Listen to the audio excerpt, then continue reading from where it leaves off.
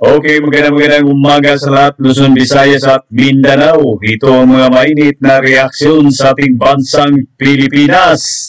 Ito, panoorin natin itong mga pasabog ni Maharlika. Hay talagang windang dito ang mga kalaban. Huwag na natin patagalin siya hindi pa nakasubscribe sa aking channel. Paki-subscribe. Maraming salamat. Mabuhay ang bansang Pilipinas. Ito, panoorin natin, Maharlika. Ang pinakamahalagang proyekto, ang edukasyon at ang kalusugan at yung infra, sabi ko nga, dyan lang naman iikot yan, jobs. Pag may infra, may jobs. 'Di ba? May trabaho. Kapag maayos ang pangatawan, may trabaho, malakas, magkakaroon ng pera. Pag may maayos na edukasyon, tatalino ang mga tao, magkakapera, hindi na maghihirap sa buhay nila dahil kaya nilang bumili ng mga pagkain at sa kanilang mga bills at syempre pababayan ng presyo. Doon lang naman tayo ulit-ulit mga kababayan eh. Pero tignan nyo ang nangyayari ngayon. It's good na merong social media, although pilit tayong ginugurgur dito. Ginugurgur tayo, gusto tayong hindi gusto, tinatakpan na tayo, binubusalan na lahat. Ayun nga mga kababayan, ayon kay Maharlika, binusala na ang mga Pilipino at gustong gorgorin nga itong mga vlogger o mano para manahimik dahil para hindi mabisto ang kanilang ginagawang mga kalokohan dyan sa palasyo. Tuloy natin panoorin si Maharlika Bulchak TV. Ang bibig natin na ang tema ng ating pananawagan dito ay what? Anong pananawagan natin? 'Di ba? Transparency and accountability. Tama. So dahil wala sila noon, wala sila, lahat ng mga inayupak na yan, ngayon tayo ay nagsasalita dito. Dapat nga, sabi ko nga, kung pinailan nila ng impeachment, si Inday Sara for the third time, mga pari pa ang mga kasabwat. Bakit hindi failan ng kaso itong si Bangag? I mean, ng impeachment si Bangag. Well, siguro baka hindi na lang yun ang inaantay kasi based on my panaginip, baka naman malapit na. Kaya wag din tayo. Ayon nga ni Maharlika, malapit na, ibig sabihin ito si Bangag, ang Pangulo sa ating bansa Pilipinas, malapit na ito lalaya sa ibang bansa o malapit na ito mapatalisik sa kanyang kapangyarihan dyan sa palasyo. Tuloy natin panoorin si Bulchak TV. So, di pa naman nakasubscribe dyan, pakisubscribe mga DDS Duterte. Solid dyan, pakisubscribe sa aking bagong channel. Pakisubscribe, wala pa akong subscriber. Maraming salamat. Ito panoorin natin si Bulchak TV. Magsawa. I know I have friends na nagme-message sa akin, Maharlika, nakakasawa na, nakakapagod na, ayaw ko na, may mga ganun. Sabi ko, huwag ka mapagod. Kasi kapag kayo ay napagod at kayo ay nagsawa, panalo sila. Imagine nyo kung lahat tayo tahimik. Lalo silang magbe-fiesta. Lalo silang mamamayagpag. Lalo nila. Tama mga kababayan, mga Pilipino, huwag tayo mapapagod sa ating bansang Pilipinas. Dapat talaga ay tayo ipaglaban natin ang karapatan. Huwag tayo mapapagod, huwag tayo matatakot dahil yan ay mga tao din, pareho natin. Huwag tayong matatakot, lumaban tayo sa tama tayo, ipaglaban natin ang ating karapatan. Kaya sila ngayon nasa kapangyarihan, kung sila wala sa kapangyarihan, sila ang matatakot sa atin dahil tayo ang naghalal dyan kay Bangag sa palasyo. Pwede natin bawin ang ating suporta sa kaniya. Kumilos na tayong mga Pilipino.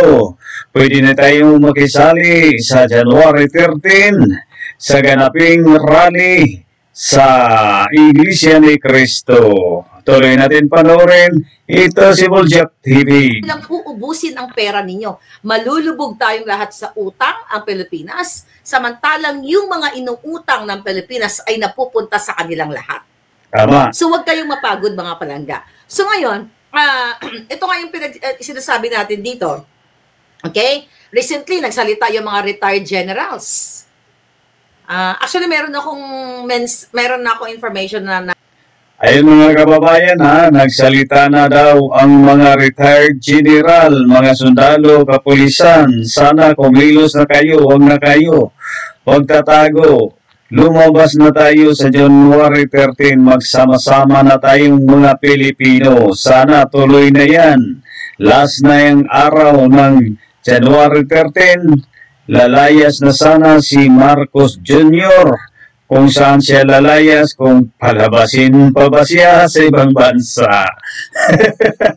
Maraming akong napanood nga sabi sa iba, yung mga dating military nga hindi pwede makalabas itong mga demonyo ngayon sa palasyo.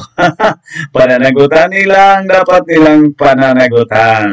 Tuloy natin panoorin ito.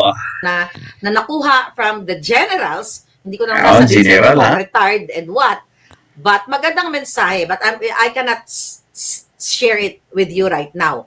Pero yung mga retired generals na umaalma sila, na magpapalit na nananawagan sila kay Bangag at dito sa mga kongresistang mga budol, lahat sila natignan ang budget. Bangag daw eh. Ang Bangag, ito nga si Marcos Jr. ang Bangag ay Bangag naman talaga dahil kalat ito sa buong mundo eh. Presidenting Bangag, ayon pa nga sa ating dating presidente Rodrigo Duterte. Bangag noon, hanggang ngayon, presidente, bangag pa rin. Yung budget sa AFP na binawasan, education, yun ang the common thing na pinag-uusapan ngayon. I think nagpakalat sila ng mga manifesto kung saan pumirma yung mga retired generals na hindi sila sang-ayon sa ginagawa ng bangag na gobyerno. Ang sa akin lang, sa mga retired generals, gamitin niyo po ang lahat ng inyong lakas, ang lahat ng inyong mga koneksyon, kapangyarihan para tapusin na ang bangag na administrasyon. Narinig nyo naman. Look at, who's that? Si PhilHealth, yung PhilHealth head na si Ledesma. Diba? September pa pala niya sinabi yun. Mismo sa, was it September o this year, na binanggit niya na sino ba naman siya para hindi sumunod sa pag-transfer ng 89.9 billion or 90 billion pondo supposedly sa PhilHealth, 'di ba? Na inilipat sa DPWH, inilipat sa ibang inilipat sa ibang mga ahensya ng gobyerno. So sino daw ba siya para hindi sumunod kay Bangag? So ibig sabihin, tama, sinabi ni Dr. Liachon nung isang araw na narinig niya mismo na sinabihan ni Erbosa, itong si PhilHealth head, na ilipat mo yung perang yan. So, sino ngayon ang magkakasundo dito? Sino magkakasabwat pala? Magkakasabwat sila. Kaya kayong mga retired men and women in uniform, even hindi kayo retired, tama na yung mga manifesto na yan. Kailangan namin ng aksyon. At yung mga Tama, ang dapat action, hindi ang manifesto kasi walang mangyayari. Dapat action. Kaya sinasabi, action man ay talagang magawa agad, matatapos talaga agad ang trabaho mo kapag action man. Basta may action, ay talaga action agad. Dapat tayong mga Pilipino, umaksyon na tayo. Magkaisa na tayo sa January 13 dahil yan ang pag-asa natin, magkaisa dahil ang Iglesia ni Cristo, marami yan, milyon yan ang mga members na pupunta dyan, mas lalo na sa bayan natin, ng mga ordinaryong mamamayan, tapos ng laban ni Bangag. Diba? Di na natin patagalin yan kasi tayong mahihirapan mga Pilipino. Gutom na tayo. Wala na tayong pambili ng bigas. Wala na tayong pambiling ulam. Wala kami pambiling ulam. Nagtuldok na lang kaming asin. Tapos kayo, panay pa kayo dyan. Kam-kam sa pira ng taong bayan. Patikimin niyo naman kami ng masarap ng mga pagkain. Diba? Hindi kayo puro lang kayo dyan. Nakaw, itong mga tao dyan nasa Palasyo Kongreso. Hindi ba kayo nahihiya sa mga sarili ninyo? Pira namin yan, mga tax namin yan. Kayo ang nagkabkab, kayo ang nabubusog, kayo ang lumalaki ang mga tiyan. Sana matuluyan kayo, makarma kayo. Sana sa ating mga kababayang naghihirap, mas lalo ng mga kababayan natin, mga OFW. Kawawa talaga ang ating bansa dahil yun na nga, bangkarote na ang ating bansang Pilipinas. Yung mga, ito lang, gusto kong sabihin, wag na lang sila pangalanan. Kasi over sa mga kandidato ni Bangag, I will go sa mga kandidato ni Pangulong Duterte o sa mga kandidato ng mga natin. O basta wag lang yung kandidato. But ang sa akin lang, yun naman yung stand ko sa mga yan. Ang sa akin lang, wag kayong talawan. Wag kayong puro parinig. Puro generic. Pangalanan ninyo. Ako nga, harap-harapan, pinapangalanan ko. Kayo, mga politician, wala ba kayong bayag? Di ba? Hindi ako bibilib sa inyo kung puro kayo pahaging.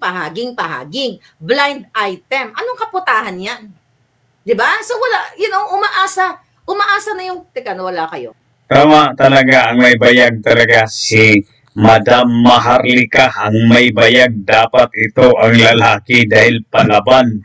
Di ba? Lahat ng mga katiwalian dyan sa ating namumuno sa gobyerno ay talagang hinuhubaran ni Madam Maharlika, ay talagang binubulgar ang mga kalokohan, pero nagpatigas-tigasan pa rin ang mukha dyan ni Bangag sa palasyo. Hindi niya kaya sawayin ang kaniyang mga tao.